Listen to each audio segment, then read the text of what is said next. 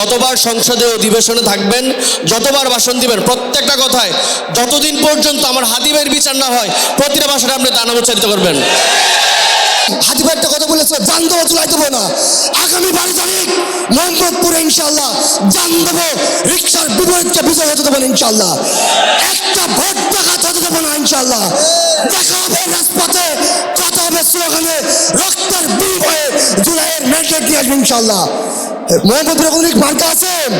মামুন সাহেবের কোনো মার্কা আছে? জনমের কোনো মার্কা আছে?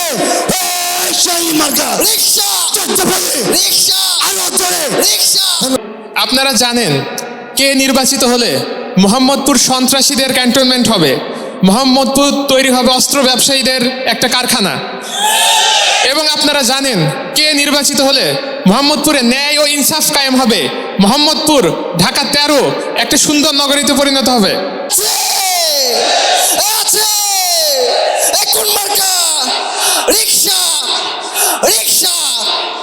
আমি সেই ন্যায় ও অগ্রনায়ক আল্লামা আমানুল হক সাহেবের প্রতি অনুরোধ রাখবো, আপনি সেই ন্যায়ের পথে থাকবেন এবং মোহাম্মদপুর যে বাসী, মোহাম্মদপুরবাসীর প্রতি প্রতিনিয়তই আপনি কৃতজ্ঞ থাকবেন, যাতে হচ্ছে তারা আপনাকে ইনশাল্লাহ জয়ী করে সংসদে পাঠাতে পারে।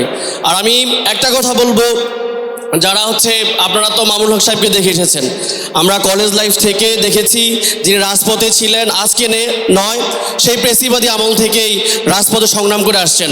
তো আপনারা কি সংগ্রামী মুখ চিনেন না? কারা সংসদে গেলে উচ্চ স্বরে ন্যায়ের পথে থেকে আপনাদের অধিকার আদায় করে নিয়ে আসতে পারবে, তারা কি আপনারা চিনেন না? আপনারা জানেন আজকের মামুনুল হক সাহেব কিন্তু আজকের না, তার পথ সেই সুদীর্ঘ পথের ন্যায়ের মানুষটাকে আপনারা ইনশাল্লাহ আগামী 12ই ফেব্রুয়ারি রিক্সা মার্কায় ভোট দিয়ে জয়যুক্ত করে সংসদে পাঠাবেন ইনশাল্লাহ। আর আমার মামুনুল হক সাহেবের প্রতি পার্সোনালি যেটা চাওয়া, সেটা হচ্ছে আপনি মোহাম্মদপুরবাসীর অবশ্যই উন্নয়ন করবেন।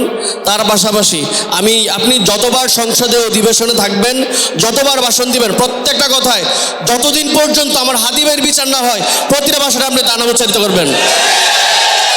আমি আমার দেশ ও জনগণের প্রতি আমার হাদি ভাই হত্যার বিচার চেয়ে আপনারা কণ্ঠস্বর জারি রাখবেন এবং ইনকিলাব এবং ন্যায়ের পথে থাকবেন বলে বিশ্বাস এবং আশা রাখি।